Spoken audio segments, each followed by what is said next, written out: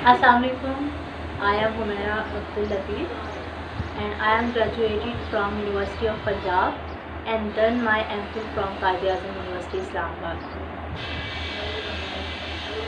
I have already worked as a lecturer and data scientist in many institutions, and now I am serving as a statistical officer in the administration of Pakistan. I am gonna make this video session on the request of many medical students to hit precisely on their respective topics, which are assigned by their respective counselors.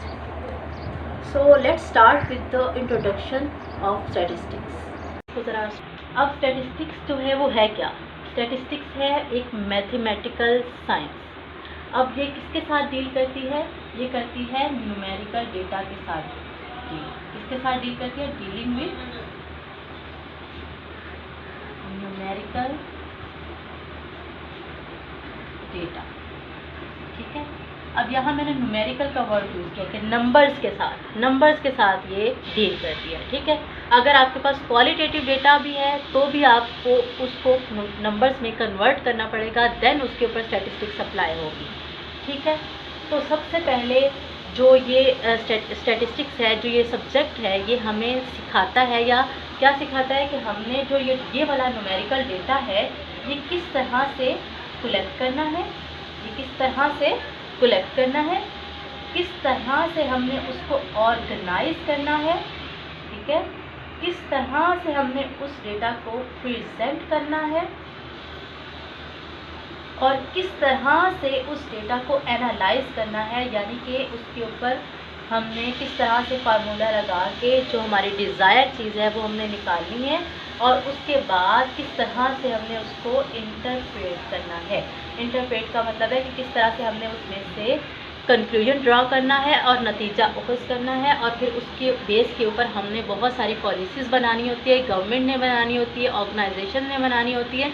तो ये सारे steps कौन हमें बताता है? Statistics बताता है, जो कि एक मैथमेटिकल साइंस है जो कि नंबर्स के साथ डील करती है। अब जब हम उस नंबर को कलेक्ट कर लेंगे, मतलब या सैम्पलिंग के थ्रू करेंगे या किसी के भी थ्रू करेंगे, जो कि हम बाद में पढ़ेंगे कि सर्वे के थ्रू कर रहे हैं या किसी की चीज़ के थ्रू कर रहे हैं, उसके बाद जब वो हमारे पास डेटा आ जाएगा उसको, क्योंकि वो बहुत मैसिव सा डेटा होता है ना, तो उस मैसिव डेटा को समझना मुश्किल होता है। उसको आपको ऑर्गेनाइज करना पड़ता है किसी टेबल की फॉर्म में, किसी ग्राफ की फॉर्म में, किसी तरह भी उसको ऑर्गेनाइज करना है, फिर उसको ऑर्गेनाइज करके प्रेजेंट करना है जिस फॉर्म में वो हमें इजीली अंडरस्टैंडेबल हो। ऑर्गेनाइज करने का मतलब ये है कि आप उनको रोज़ और कॉलम में टेबल की फॉर्म में किसी भी तरीके से साफ़ सुथरे अंदाज में लिखें। ठीक है, ऑर्गेनाइज करें। फिर उसको बाद प्रेजेंट करने का मतलब है कि आप उसको ग्राफिकल प्रेजेंटेशन देते हैं या किसी और वे प्रेजेंट करते हैं, और फिर उसके बाद उसका एनालिसिस करते हैं, यानी कि उसकी एवरेज लेते हैं, उसका मीडियन लेते हैं, उसका मॉड लेते हैं, किसी भी तरीके से, यानी कि उसकी प्रॉपर्टीज़ को डिफ़ाइन करते हैं, और उसके बाद उससे क्या करते हैं, कोई ना कोई नतीजा और कंक्लूजन निकालते हैं, और फिर उस कंक्लूजन की बेस के ऊपर कोई पॉलिसी बनाते हैं। लेट्स सपोज अगर मैं आजकल कोरोना वायरस का डेटा कलेक्ट करूँ, ठीक है, जब वो मैं कलेक्ट कर लूँगी तो वो फिर मैं ऑर्गेनाइज़ करूँगी। मैं किस तरह से ऑर्गेनाइज़ करूँगी कि मैं उसको एक टेबल के फॉर्म में या एक एक्सेल शीट में ऑर्गेनाइज़ करूँगी प्रोविंशियल। ठीक है, प्रोविंशियल फिर मैं सिटी वाइज उसको ऑर्गेनाइज़ करूँगी। सिटी वाइज में भी फिर मैं आगे उसको जिस तरह से मैन और वुमेन में कन्वर्ट करके जो ऑर्गेनाइज़ करूँगी। लेट्स सपोज अगर मैं कहूँ कि मेरे पास कराची है, तो कराची में कोरोना वायरस होने के चांसेस मैन को कितने हैं और वुमेन को कितनी वुमेन्स को कोरोना वायरस है और कितनी मेंस को है। लेट्स सपोज मैन जो है वो 10 है और वुमेन क्या है 5 है। अब मैंने स्पेसिफिकली कराची के लोगों का डेटा कलेक्ट किया है कोरोना वायरस से रिलेटेड। ठीक है, अब उसमें मैंने देखा कितने जो आदमी हैं उनको कोरोना वायरस है और कितनी औरतें हैं जिनको कोरोना वायरस है। ठीक है, अब जब ये मेरे पास डेटा कलेक्ट हो जाएगा और मैं पर डे ये क्या कर रही हूँ, डेटा कलेक्ट कर रही हूँ, तो मैं ये डेटा भी कलेक्ट कर रही हूँ, साथ में क्या कर रही हूँ, अपने डेटा को ऑर्गेनाइज भी कर रही हूँ। क्या कर रही हूँ, ऑर्गेनाइज कर रही हूँ। फिर उसके बाद मैं इसको प्रेजेंट करूँगी कि कोई मैं ग्राफ बना लूँ कि मैं देखना चाह रही हूँ कि रेशो जो है वो मेन की ज़्यादा है या वुमेन की ज़्यादा है पर डे की। तो मैं ये करूँगी, ये मेन है और ये वुमेन है, तो इस ग्राफ से मुझे पता चलेगा कि मेन जो है वो ज़्यादा कैरियर है जबकि वुमेन जो है वो कम कैरियर है। सही है। तो इस तरह से ग्राफिकल रिप्रेजेंटेशन हो जाती है, इस तरह ऑर्गेनाइजेशन हो जाती है और कलेक्शन हो जाती है। मतलब उसके बाद मैं क्या काम करूँगी कि मैं ये देखूँगी कि एवरेज पर मंथ कितने ज़्यादा पेशेंट्स जो हैं वो कोरोना वायरस के रिपोर्ट हो रहे हैं कराची में। तो मैं उसके लिए मीन मीडियन मॉड दूँगी, यानी कि उसको एनालाइज करूँगी। और जब मैं ये डेटा रिपोर्ट करूँगी गवर्नमेंट को, तो गवर्नमेंट देखेगी कि अच्छा जी। तो मैंने आपको बताया कि स्टैटिस्टिक्स डील करती है न्यूमेरिकल डेटा के साथ, ठीक है। और स्टैटिस्टिक्स में जो सबसे पहला स्टेप है जो बताया जाता है, डेटा को कलेक्ट करने का बताया जाता है, ठीक है। तो उसके लिए सबसे पहले समझना ये है कि अब एक सब्जेक्ट है जो डेटा के साथ डील करता है। तो डेटा है क्या चीज़? अगर आप किसी एक स्पेसिफ़िक चीज़, शख्स या जगह के बारे में कोई इन्फॉर्मेशन लेते हैं या एक न्यूमेरिकल फिगर आपके हाथ लगती है तो उसको डेटम बोलते हैं। क्या बोलते हैं? डेटम। यानी एक शख्स की हाइट, वो अगर आपको पता है, या उसके मार्क्स पता हैं आपको, कुछ भी आपको पता है, उसका वेट पता है आपको, ठीक है, या उसका CNIC नंबर पता है, तो ये आपके पास क्या है? डेटम है। या उसका फ़ोन नंबर पता है एक स्पेसिफिक पर्सन का, तो वो आपका डेटम है। क्या है? डेटम। अब नंबर ऑफ़ पर्सन्स, यानी कि एक से ज़्यादा पर्सन्स के अगर आपके पास फ़ोन नंबर्स हैं या जो आपकी कॉन्टैक्ट लिस्ट है वो डेटा है आपका, ठीक है। वो क्या है? डेटा है। किस चीज़ का डेटा है? कॉन्टैक्ट का। कॉन्टैक्ट लिस्ट है आपके पास, ठीक है। एक पर्सन्स को कॉन्टैक्ट करने का डेटा है, ठीक है। और CNIC नंबर्स हैं आपके पास बहुत सारे लोगों के, या उनके मार्क्स आपको पता है, या पूरी क्लास है आपकी और उसकी पूरी क्लास की आपको हाइट आपके पास लिखी हुई है या पता है, या उनके मार्क्स लिखे हुए हैं, तो वो आपके पास क्या है? डेटा है आपके पास मौजूद है, ठीक है। या अभी मैंने आपको, क्योंकि आप हेल्थ से अगर रिलेटेड बात करें या किसी और सब्जेक्ट से रिलेटेड बात करें, तो मैं कोरोना वायरस की दूँ तो कोरोना वायरस के कितने पेशेंट हैं, उनकी क्या सिम्पटम्स हैं, ये अगर आपके पास एक्सेल में मौजूद एक पर्सन के बारे में पता है तो वो आपके पास डेटम होगा। और अगर एक से ज़्यादा लोगों के बारे में आपको इन्फॉर्मेशन, उनकी सिम्पटम्स पता हैं और उनकी पता है कि वो पॉजिटिव हैं या नेगेटिव हैं, इस चीज़ के बारे में पता है, तो वो क्या है? आपका डेटा है, ठीक है। और न्यूमेरिकल फिगर्स क्या है? न्यूमेरिकल फिगर्स आपको उसकी पता होना ज़रूरी है, ठीक है।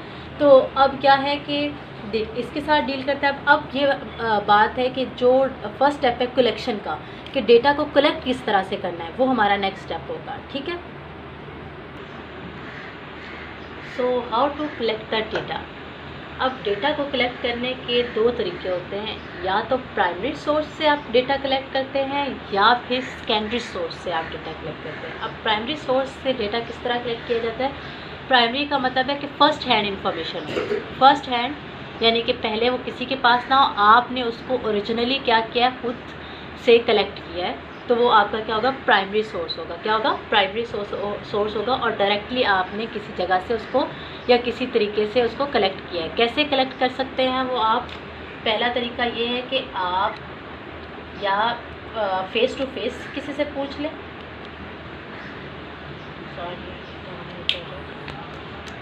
किसी से काम कर लें, फेस टू फेस पूछ लें। दूसरा, या कोई क्वेश्चनेयर फिल करवा लें। प्राइमरी सोर्स से आप फेस टू फेस किसी से भी इंक्वायरी कर सकते हैं, उसका नाम पूछ सकते हैं, उसकी हाइट, उसके मार्क्स, उसकी घर में कितने लोग हैं, कुछ भी आप जैसे सेंसस करते हैं, जैसे किसी भी घर का वो आप लोगों को याद होगा शायद कि आप लोगों के घरों में भी बहुत अरसे पहले लोग आए थे कि उसमें मतलब फॉर्म दिया होता है, उसमें पूछा होता है कि आपके कितने बहन भाई हैं, आपके घर में क्या क्या चीज़ें हैं, कौन क्या क्या करता है। ये सारी इन्फॉर्मेशन गवर्नमेंट जो है वो आपसे डायरेक्टली कलेक्ट कर रही होती है, यानी कि घर घर जाके वो क्या कर रहे होते हैं? इन्फॉर्मेशन ले रहे होते हैं। या फिर जब जैसे पॉपुलेशन के बारे में जानना होता है तो हर घर से जाके उनके अफराद का पता किया जाता है कि कितने बहन भाई हैं, कितने लोग हैं एक घर में जो रह रहे हैं, ठीक है। तो फेस टू फेस इंक्वायरी करके डेटा कलेक्ट किया जा सकता है। या क्वेश्चनेयर, जैसे कि आपके पास बहुत सारे रिसर्च के स्टूडेंट आ जाते हैं जो आपसे क्वेश्चनेयर फिल करवाते हैं क्योंकि वो उनकी रिसर्च चल रही होती है, ठीक है। और या फिर आपको ईमेल आ जाती है और ईमेल के ऊपर एक फॉर्म होता है या फिर आपसे क्वेश्चन पूछे होते हैं, तो वो आप उसका आंसर करते हो। जैसे कि फ़ेसबुक, व्हाट्सएप या आप टिकटॉक यूज़ करते हैं, तो उसके बारे में आपसे रिव्यू लिया जाता है कि भाई आप इससे सेटिस्फाइड हैं या नहीं हैं, या आप डिलीट कर रहे हैं हमारी ऐप तो क्यों कर रहे हैं, या आप किसी को रिपोर्ट कर रहे हैं तो क्यों कर रहे हैं, आप वीडियो कॉल कर रहे हैं तो आप उसकी क्वालिटी से सेटिस्फाई हैं या नहीं। ये जो क्वेश्चन है ये ऐप आपसे डायरेक्टली कर रही है, तो ये सारा क्या है, प्राइमरी सोर्स है। फिर वो उसको यूज़ करती है, क्या करती है, यूज़ करती है, सही है। अब अगर कोरोना वायरस का डेटा अगर आपने लेना है, तो अगर आप उसको खुद हॉस्पिटल टू हॉस्पिटल जाकर कलेक्ट करेंगे तो फिर वो क्या हो जाएगा, प्राइमरी डेटा होगा, और वो कलेक्शन भी प्राइमरी सोर्स से आपके पास आ रही है, ठीक है। लेकिन अगर वो डेटा आप किसी न्यूज़पेपर से ले रहे हैं, यानी कि एक किसी और बंदे ने कलेक्ट किया हुआ है और आप उसको सेकंड हैंड एक डेटा ले रहे हो, ठीक है, आप वहाँ से उस डेटा को लेते हो, तो वो आपका सेकेंडरी सोर्स होता है। वो क्या होता है, सेकेंडरी सोर्स होता है। जैसे कि अगर आप हॉस्पिटल नहीं जाते बल्कि आप न्यूज़पेपर से या कोई एक ऐसी ऑर्गेनाइजेशन जो कि ये डेटा कलेक्ट कर रही है, आप उसी के पास जाके रिक्वेस्ट करते हो कि हम मुझे डेटा दे दे, तो वो जो डेटा होगा वो आपका क्या कहलाएगा, सेकेंडरी सोर्स कहलाएगा। क्या कहलाएगा, सेकेंडरी सोर्स कहलाएगा, ठीक है। इसी तरह उसमें जो अगर आप एग्जांपल लेना चाहें तो आप उसको कह सकते हो कि जब आप किसी न्यूज़पेपर से कलेक्ट करते हो, किसी ऑर्गेनाइजेशन से कलेक्ट शुदा जो डेटा होता है, किसी मैगज़ीन से या यूट्यूब वगैरह से, जहाँ से भी आप इंफॉर्मेशन उठा रहे हैं, क्योंकि वो उस पर्सन ने ऑलरेडी पहले आपसे इंफॉर्मेशन ले ली और वो आपके साथ शेयर कर रहा है, तो आप शेयर की हुई या फिर आप फर्स्ट हैंड इंफॉर्मेशन को ले रहे हो, तो आपके पास तो वो सेकंड हैंड पे आई ना, तो वो सेकेंडरी डेटा होगा, ठीक है। तो डेटा को कलेक्ट करने के दो तरीके हैं, एक प्राइमरी सोर्स है और दूसरा क्या सोर्स है, सेकेंडरी सोर्स है। जो डेटा प्राइमरी सोर्स से हासिल आप करते हो उसको प्राइमरी डेटा बोलते हैं। क्या बोलते हैं, प्राइमरी डेटा, उसको क्या बोलते हैं, प्राइमरी डेटा। और जो आप सेकेंडरी सोर्स से डेटा लेते हो वो क्या कहलाता है, सेकेंडरी डेटा। क्या कहलाता है, सेकेंडरी डेटा। तो ये आपका एक फेज़ कंप्लीट हो गया है कलेक्शन ऑफ डेटा का, ठीक है। इससे रिलेटेड अगर आपको क्वेश्चन हो तो वो कमेंट बॉक्स में आप कर सकते हो जी। तो मैं अब एग्जांपल्स देने जा रही हूँ कि स्टैटिस्टिक्स न्यूमेरिकल डेटा के साथ किस तरह स्टेप वाइज जो है वो काम करता है। अब यहाँ पे जहाँ तक बात है कलेक्शन की, तो मैं आपको एग्जांपल दे रही हूँ डेटा की जो कि कोविड-19 के पेशेंट से रिलेटेड हो, ठीक है। अब मैं ये देखना चाह रही हूँ कि पाकिस्तान में सिटी वाइज मेन और वुमेन में क्या रेशो है कोविड-19 की, उसको अडॉप्ट करने की, या फिर आप ये बताएं कि हर सिटी में कितने आदमियों को और कितनी औरतों को कोरोना वायरस हो चुका है। तो मुझे पर डे डेटा चाहिए। अब ये डेटा या तो मैं हॉस्पिटल से लूँगी या कोई एक ऐसा इदारा जो नेशनल वाइज मतलब काम कर रहा है, जैसे कि पीबीएस भी है और भी बहुत सारे हेल्थ से रिलेटेड जो इदारे हैं वो डेटा कलेक्ट कर रहे हैं, तो मैं वहाँ से डेटा ले सकती हूँ, ठीक है। या फिर आप डॉन न्यूज़पेपर खोलते हैं जब, तो वहाँ पे डेटा दिया होता है ना, और जब आप खोलेंगे तो फ्रंट पेज के ऊपर डेटा दिया होता है कि कराची में कितने पेशेंट्स रिपोर्ट हुए, उसमें वुमेन कितनी हैं, मैन कितने हैं, लाहौर में, ये सारी चीज़ें। अब जब आप वो डेटा ले लेते हो तो आप एक्सेल शीट में उसको आपने क्या करना है, ऑर्गेनाइज़ करना है। अब ऑर्गेनाइज़ किस तरह से करना है कि पहले आपने लिखना है पाकिस्तान, उसके बाद आपने उसको सिटी वाइज अरेंज करना है, और सिटी वाइज अरेंज करने के बाद आपने हर सिटी के रिस्पेक्टिव मैन और वुमेन लिख देना है, और उसमें बताना है कि जी कराची में जो है वो 100 लोगों को है, 50 उसमें औरतें हैं, इसमें जो है वो 150 लोग हैं, और उसमें से 20 औरतों को है, इसमें क्या है कि पेशावर में जो है वो 100 लोगों को है, तो 70 औरतों को है मतलब कोरोना वायरस। इस तरह से आपने अपने डेटा को क्या कर लिया है, एक ऑर्गेनाइज़ कर लिया है। अब यहाँ से आप इजीली बता सकते हैं मतलब कि कराची में कितने टोटल पेशेंट्स हैं, लाहौर में कितने हैं और पेशावर में कितने हैं, और आपने उसको बाइफरकेट भी कर दिया मैन और वुमेन में, यानी कि it's a good organisation and presentation, ठीक है। इसके बाद आप लोग इसको क्या करेंगे, इसको प्रेजेंटेशन भी आप बोल सकते हैं, जो कि टेबल के फॉर्म में होगी, ठीक है। ऑर्गेनाइज़ करने के बाद आप उसको एक टेबुलेटेड फॉर्म में ले आएंगे। और उसके बाद अगर आप बनाना चाहें तो आप ग्राफ बना सकते हैं इस तरह से। ये एक्स एक्सिस है आपके पास और ये वाई एक्सिस है। यहाँ पे आप कराची लिखे, कराची में ये मैन का ग्राफ है, उसके साथ में वुमेन का ग्राफ है। यहाँ पे आपने लाहौर लिखा, ये आपके पास मैन का है और ये वुमेन का है। फिर उसके बाद यहाँ पे आपने पेशावर लिखा, ये मैन का है और ये वुमेन का है, ठीक है। अब आपको पता चल जाएगा कि यहाँ पे क्या रेशो चल रही है, ठीक है।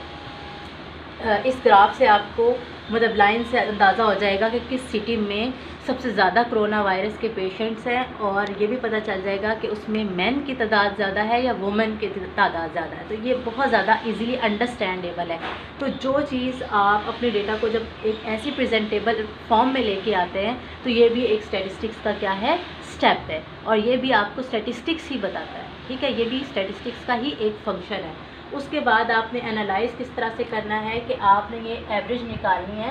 एवरेज किस बात की निकालनी है कि वुमेन के जो है इफ़ेक्ट होने के ज़्यादा चांसेस हैं या मेन के, या एवरेज वुमेन में मतलब जो तादाद है वो हिट होने की या उसको कैरी करने की, कोरोना वायरस को कैरी करने की ज़्यादा है या मेन की है। मेन ज़्यादा इफेक्ट हो रहा है या वुमेन ज़्यादा इफेक्ट हो रही है। ये सारे क्वेश्चंस के जो आंसर हैं वो आपको एक फार्मूला के थ्रू पता चलेंगे, वो एक टेक्निक के थ्रू पता चलेंगे जो कि एनालाइज के स्टेप में आएगी। उसके थ्रू आप एनालाइज करेंगे और फिर जब एंड पे आपको पता चलेगा कि किस सिटी में कौन से पेशेंट ज़्यादा है, किस उम्र के पेशेंट ज़्यादा हैं, तो फिर आप उसके लिहाज से डिसीजंस लेंगे। जैसे कि गवर्नमेंट ने कहा है कि भाई जो लोग एजिड है उनका इम्यून सिस्टम क्योंकि स्ट्रांग नहीं होता और वो ज़्यादा इफ़ेक्ट हो रहा है, या यंग एज के इतने जो एज ग्रुप के लोग हैं वो ज़्यादा इफ़ेक्ट हो रहे हैं, तो वो बाज़ार में ना आए। It's our decision. और ये किसकी बेस के ऊपर हुआ है, डेटा की बेस के ऊपर हुआ है। कैसे पता चला है, क्योंकि पूरी दुनिया में इस एज के लोग ज़्यादा इफ़ेक्ट हो रहे हैं, ठीक है। और ये किस तरह से उन्होंने डेटा कलेक्ट किया है, फिर उसको प्रेजेंट किया, उसको एनालाइज किया, और उसके बाद उनको ये चीज़ पता चली और फिर उन्होंने उसके मुताबिक अपने कंट्री में लॉ बना दिया या एक पॉलिसी बना दी, और जो कि फैसिलिटेट कर रही है हम सब के बारे में पढ़ा। अब आगे आपको मैंने ये भी बताया कि डेटा को कलेक्ट कैसे करते हैं, उसके सोर्स क्या हैं, प्राइमरी सोर्स है और सेकेंडरी सोर्स है, ठीक है। तो डेटा के भी टाइप्स हैं। दो तरह का डेटा आप कलेक्ट कर सकते हैं। एक को कहते हैं क्वालिटेटिव डेटा,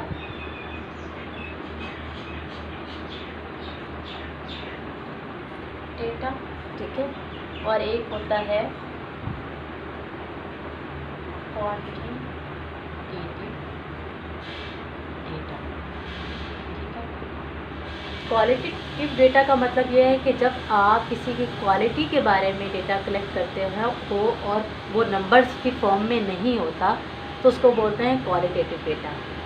और जब आप किसी की मतलब ऐसी खसूसियत के बारे में डेटा कलेक्ट करते हो जो नंबर की फॉर्म में होती है या जिसकी मेजरमेंट आपको नंबर की फॉर्म में मिल सकती है, क्वांटिटी की फॉर्म में मिल सकती है, तो वो क्या होता है क्वांटिटेटिव डेटा।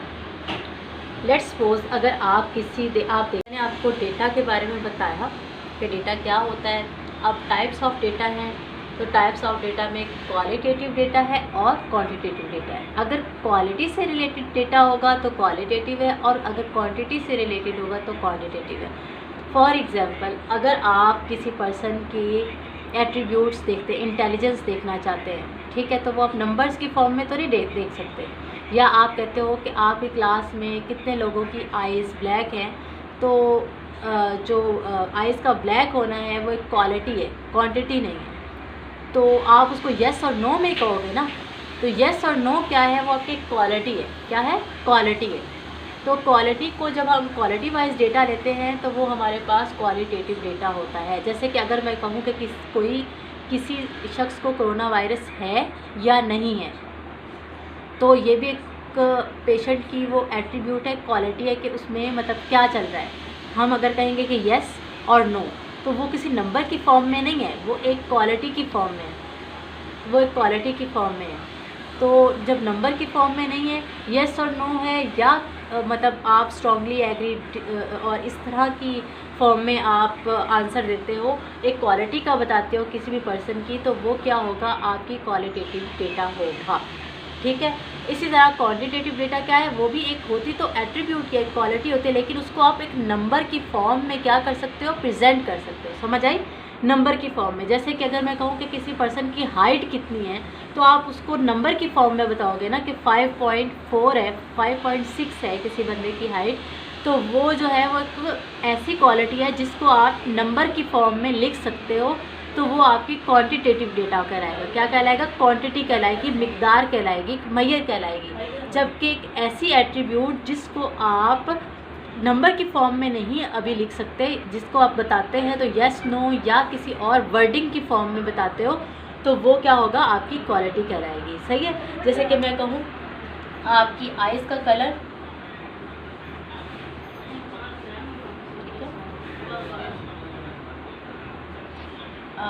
और उसके अलावा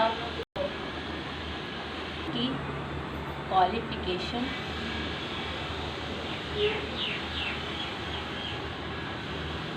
और इस तरह से skin colour, hair colour, intelligence, IQ level जिसको आप कह सकते हैं, ये सारी क्या है, क्वालिटीज़ है। किसी भी शख्स की कोई क्वालिटी है जिसको आप बाद में आप नंबर में कन्वर्ट कर दो तो कन्वर्ट कर दो, लेकिन फ़र्स्ट हैंड जब आपसे पूछा जाए तो वो नंबर की फॉर्म में नहीं हो, बल्कि आप उसको मतलब क्वालिटी वाइज बताएं कि इसका रेड कलर है, ब्लैक है या क्या है, येस है, नो है, क्या इस तरह की कोई मतलब आंसर हो। तो इस तरह का जो डेटा होता है वो क्या होता है, क्वालिटी, मतलब क्वालिटी पे डिपेंड कर होता है, वो होता है क्वालिटेटिव डेटा। इसी तरह क्वांटिटेटिव डेटा जो होता है वो क्वांटिटी पे, मिकदार पे डिपेंड कर रहा होता है। जैसे कि किसी भी शख्स की अगर हम हाइट मेजर करें तो हाइट मेजर करने के लिए भी हम ऐसे ही करके कहेंगे ना कि 5.4 जो है वो उसकी हाइट है। यानी कि किसी शख्स का, तो हम कहते हैं कि किसी शख्स का वेट 50 kg है, ठीक है। उसके बाद अगर हम लोग वेट के अलावा बात करें, टेम्परेचर,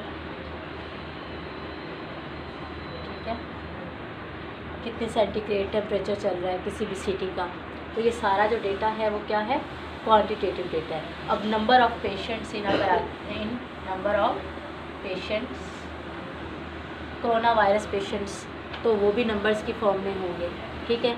लेकिन अगर हम पूछा जाए कि इसको कोरोना वायरस है या नहीं है, तो आप येस और नो कहोगे तो वो वाला जो डेटा होगा वो क्वालिटेटिव होगा। लेकिन अगर आप ये कहोगे कि नंबर ऑफ़ पेशेंट्स जिनको कोरोना वायरस है, वो नंबर जो होगा वो क्या होगा, वो क्योंकि क्वांटिटी की सूरत में होगा तो वो क्वांटिटेटिव डेटा होगा, ठीक है। इसी तरह आप क्वालिटेटिव डेटा के साथ स्टैट्स डील नहीं करती, समझ आ गई, क्योंकि इसके ऊपर कोई फार्मूला ही नहीं लग सकता। फार्मूला तो हमेशा क्वालिटेटिव डेटा के ऊपर लग सकता है ना, जो क्वांटिटेटिव डेटा के ऊपर लग सकता है ना, जो क्वांटिटीज़ में दी होती हैं, जो नंबर्स में दी होती हैं, उसके ऊपर फार्मूला लग सकता है। उसी के लिए टूल्स स्टैटिस्टिक्स ने दिए हुए हैं, क्वालिटेटिव डेटा के लिए नहीं है। मतलब कि क्वालिटेटिव डेटा के ऊपर स्टैट्स अप्लाई नहीं हो सकती। हाँ, तब हो सकती है जब हम क्वालिटेटिव डेटा को क्वांटिटेटिव डेटा में पहले कन्वर्ट करते हैं, फिर उसके ऊपर फार्मूला वगैरह या टूल्स अप्लाई करते हैं, फिर उससे हम अगले स्टेप पे जाते हैं, ठीक है। तो डायरेक्टली हम ये कहेंगे कि क्योंकि न्यूमेरिकल डेटा मैंने सबसे पहले आपको मेंशन किया था, ठीक है। तो न्यूमेरिकल डेटा कौन सा होता है, क्वांटिटेटिव डेटा। क्वालिटेटिव डेटा हम कलेक्ट कर लेते हैं, उसको फिर हम क्वांटिटेटिव डेटा में कन्वर्ट करते हैं और फिर उसके ऊपर फार्मूला वगैरह लगाते हैं, दैट्स इट। अब तक जो पढ़ा कि स्टैटिस्टिक्स क्या है, स्टैटिस्टिक्स में डेटा की क्या वैल्यू है, उसको कैसे कलेक्ट करना है, कितने सोर्सेज है उसके, और डेटा की कितनी टाइप्स हैं, ठीक है, ये हमने पढ़ा। अब डेटा को जब हमने कलेक्ट कर लिया तो अगली फेज़ है कि हम डेटा को किस तरह से ऑर्गेनाइज करते हैं और प्रेजेंट करते हैं अपने यूज़ करने के लिए और अंडरस्टैंडिंग के लिए, किस तरह से हम उसको प्रेजेंट करते हैं, ठीक है। मैंने शुरू में आपको जो एग्जांपल दी थी वो कोरोना वायरस की ही दी थी, क्योंकि वो डेटा बहुत लेटेस्ट है और आपको नज़र भी आ जाएगा, ठीक है। अगर आप डॉन न्यूज़ पेपर खोलें तो सबसे पहले जो आपको फिगर्स नज़र आएंगी किसी भी सिटी की, तो वो कोरोना वायरस की ही होंगी, ठीक है। उससे आपको पता चलेगा कि वहाँ से आप डेटा क्या कर सकते हो, कलेक्ट कर सकते हो। अगर आप चाहें कि मैं डेटा कलेक्ट करती हूँ तो आप एक एक्सेल शीट माइक्रोसॉफ्ट एक्सेल खोलेंगी और उस माइक्रोसॉफ्ट एक्सेल में डेटा को इनपुट करना शुरू कर देंगे। क्या करना शुरू कर देंगे, वो होगा आपका कलेक्शन ऑफ डेटा, ठीक है। अब आप उस डेटा को किस तरह से अरेंज करते हैं वो आपका क्या कहलाएगा, ऑर्गेनाइज। किस तरह से अरेंज करते हैं, वो होगा ऑर्गेनाइज। लेट्स सपोज ये होती हैं एक्सेल की, इस तरह से कॉलम्स दिए होते हैं और इस तरह से क्या होती है, उसमें रोज दी होती है एक्सेल शीट में, राइट। अब इसमें क्या है, ये आपके पास होता है। तो अब आप यहाँ पे क्या करोगे, आप कहोगे कि मैं पाकिस्तान का डेटा कलेक्ट कर रही हूँ, उसमें कराची, ठीक है, लाहौर और पेशावर, मैंने आपको जो पहले एग्जाम्पल दी थी, उसके कितने कितने पेशेंट्स हैं, ठीक है, कोरोना वायरस के कितने कितने पेशेंट्स हैं। अगर आपके पास कराची में भी मैन और वुमेन इस तरह की बाइफिकेशन है, या फिर आप यहाँ पे इसको कर सकते हैं मैन और वुमेन, मैन और वुमेन, मैन और वुमेन, इस तरह से आप अपनी रो को डबल क्या करते हैं, वो बाइफिकेट कर सकते हैं। और फिर पर डे का डेटा, लाइक आज क्या है डेट, 14 मई है, तो मई का डेटा, फिर उसके बाद उससे प्रीवियस क्या था, 13 मई का डेटा, 12 मई का डेटा, इस तरह आप डेट वाइज डेटा जो है वो ले सकते हैं। किस तरह से ये आपके पास है, तो आप ये कहते हैं कि आज के दिन में कराची में मैन जो है वो 10 रिपोर्ट हुए और 5 वुमेन रिपोर्ट हुई। इस तरह से लाहौर में क्या है कि 15 मैन रिपोर्ट हुए और 3 वुमेन हुई, और उसके बाद वुमेन, और पेशावर में क्या है कि 20 मैन और 2 वुमेन जो है वो रिपोर्ट हुई। इस तरह से यहाँ पे आप टोटल बना सकते हैं, क्या बना सकते हैं, टोटल नंबर्स बना सकते हैं। और यहाँ पाकिस्तान लिख के आप मर्ज कर सकते हैं कि पूरा पाकिस्तान का डेटा है, यहाँ कराची, लाहौर, पाकिस्तान, और यहाँ टोटल अगर मैं करूँ तो लेट्स सपोज यहाँ टोटल क्या है 50, ठीक है। तो मुझे पता चला कि 14 मई को 50 पेशेंट्स जो पाकिस्तान में क्या हुए हैं, रिपोर्ट हुए हैं कोरोना वायरस के, ठीक है। और उसमें से कराची के जो है वो 15 है, लाहौर के जो हैं वो 18 है, और इस तरह से मेरे पास डेटा एक प्रेजेंटेबल फॉर्म में आ गया, जिसको मैंने एक टेबल की फॉर्म में क्या कर दिया, ऑर्गेनाइज कर दिया। क्या कर दिया, ऑर्गेनाइज कर दिया। ये टेबल्स है। टेबल होता क्या है, टेबल होता है जहाँ पे रोज़ और कॉलम्स लिखते हैं, यानी कॉलम्स हो और रोज़ हो, उसकी जो कलेक्शन है वो क्या कहलाती है, टेबल कहलाती है। क्या कहलाती है, टेबल कहलाती है। तो ये मेरे पास एक टेबल है, देखिए इसमें ये वाली रोज़ है और ये क्या है, कॉलम्स है, ठीक है। जब कॉलम्स और रो मिलती हैं तो वो क्या बनाती हैं, एक टेबल बनाती है, ठीक है। और टेबल की फॉर्म में जब आप डेटा को प्रेजेंट करते हो या ऑर्गेनाइज करते हो या अरेंज करते हो, तो ये भी एक क्या है, स्टैटिस्टिकल टूल है। क्या है, डेटा को प्रेजेंट करने का, ऑर्गेनाइज करने का भी और प्रेजेंट करने का।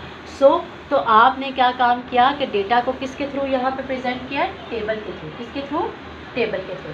तो एक मेथड डेटा को ऑर्गेनाइज करने का और प्रेजेंट करने का क्या है, टेबुलेशन। क्या है, टेबुलेशन। के लिए एक है टेबुलेशन और दूसरा है ग्राफिकल रिप्रेजेंटेशन, ठीक है।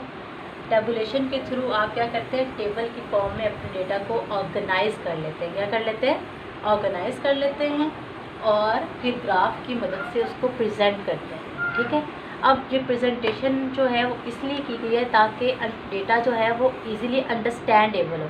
यहाँ पे आप देखेंगे, टेबल को देखें तो आप एक साइड में या एक नज़र में या एक सही से नज़र डालेंगे तो आप फिगर को 1 बाय 1 देखेंगे, ऐसे ऐसे करके। कुछ लोगों को तो समझ में आ जाता है, लेकिन अगर मैसिव डेटा हो तो वो सही से आपको टेबल की फॉर्म में समझना मुश्किल हो जाता है, क्योंकि ये सिर्फ तो एक दिन का डेटा है ना। अगर आप यहाँ पे 60 डेज़ का डेटा लो, 2 महीनों का डेटा लो ना, तो फिर आपको पता चलेगा कि ये डेटा आपके लिए एक ही साइट में या फिर इजीली अंडरस्टैंडेबल नहीं है, लेकिन ऑर्गेनाइज हुआ पड़ा है, टेबल की फॉर्म में ऑर्गेनाइज हुआ पड़ा है, लेकिन आप उसको उस तरह से अंडरस्टैंड नहीं कर सकते। तो उसको अंडरस्टैंडेबल फॉर्म में लाने के लिए आपको ग्राफ की मदद लेनी पड़ती है। अब ग्राफ में आप देख सकते हैं कि यहाँ पे ये कराची है, लाहौर है, पेशावर है। अब आपको सबसे एक ही साइड में पता चल सकता है कि पेशावर में कोरोना वायरस के जो पेशेंट हैं वो सबसे ज़्यादा है, और दूसरा के मेन जो हैं वो उनकी तादाद भी कोरोना वायरस की के जो पेशेंट हैं उनकी सबसे ज़्यादा है। उसके बाद लाहौर है, फिर कराची है। एक ही साइड में आपको अंदाज़ा हो गया और आपने अंडरस्टैंड कर लिया कि वर्स्ट सिचुएशन जो चल रही है वो पेशावर की चल रही है, उसके बाद लाहौर है और उसके बाद कराची है, ठीक है। इस तरह से आपने क्या किया, ग्राफिकल रिप्रेजेंटेशन कर ली, ठीक है। तो अब जो है कि अब आपने अपने डेटा का पहला स्टेप कलेक्शन ऑफ डेटा, फिर देखा कि हमने किस तरह से डेटा को कलेक्ट करने की टेक्निक सीखी, उसके बाद किस तरह से हम डेटा को ऑर्गेनाइज करते हैं इन टेबल फॉर्म, फिर उसको किस तरह से ग्राफिकल रिप्रेजेंटेशन देते हैं, यानी कि किस तरह से प्रेजेंट करते हैं, ये सीख लिया। अब उसके बाद हमें एक एग्जैक्ट कोई नंबर चाहिए जिसकी बुनियाद पे हम कोई पॉलिसी बना सकें, जिसकी बुनियाद पे हम कोई डिसीजन ले सकें, इंटरप्रेट कर सकें जिस वर्ड को। तो उसके लिए हमें अपने डेटा को क्या करना पड़ेगा, एनालाइज करना पड़ेगा। जो मेन स्टेप है स्टैटिस्टिक्स का, क्या है मेन स्टेप है, उसमें कोई ना कोई हम फार्मूला यूज़ करते हैं और फार्मूले की मदद से हम कोई एक वैल्यू लेते हैं और उस वैल्यू को देखते हुए फिर हम क्या करते हैं, कोई ना कोई डिसीजन या कंक्लूजन निकालते हैं। ठीक है, पॉलिसी फिर उसकी बेस पे बनती है। अगर हम इसी को देखें तो मैं कहूँगी कि जो एवरेज हमने पीछे जो पढ़ा उसमें हमने ये पढ़ा था कि कैसे हमने डेटा को कलेक्ट किया, फिर उसके बाद किस तरह से उसको अरेंज किया, फिर उसको किस तरह से प्रेजेंट करना है, फिर किस तरह से एनालाइज करना है और फिर एट द एंड किस तरह से उसको इंटरप्रेट करना है। ये सारे मेथड किस में आते हैं, स्टैटिस्टिक्स में आते हैं। ये मैंने आपको पढ़ा दिया। अब जब कलेक्शन की बात आती है, मैंने आपको बताया था कि डेटा स्टैटिस्टिक्स किसके पे बेस कर रहा होता है, डेटा के ऊपर बेस कर रहा होता है। अब वो डेटा चाहे वो क्वालिटेटिव हो चाहे वो क्वांटिटेटिव हो, दोनों हो सकते हैं, बट हमें क्वालिटेटिव डेटा को क्वांटिटेटिव डेटा में कन्वर्ट करना होता है। उसके ऊपर स्टैट्स अप्लाई करने के लिए, फार्मूला अप्लाई करने के लिए उसको न्यूमेरिकल वैल्यूज़ में चेंज करना होता है। ये भी मैंने आपको बताया। अब आपको पता है कि डेटा है, अगर मैं सारा का सारा मतलब जिस चीज़ के ऊपर मैं रिसर्च कर रही हूँ, लाइक मैं कोरोना वायरस के ऊपर रिसर्च कर रही हूँ कि पाकिस्तान में कोरोना वायरस के जो पेशेंट्स हैं उनकी सिम्टम्स क्या हैं, ठीक है, और उनका फैलने के रेशो क्या है। तो मैं क्या करूँगी, अगर मैं सारे के सारे पेशेंट्स ले लूँगी, कोरोना वायरस के सारे पेशेंट जितने भी पाकिस्तान में जितने भी हॉस्पिटल्स में हैं, चाहे वो डिस्ट्रिक्ट वाइज है चाहे वो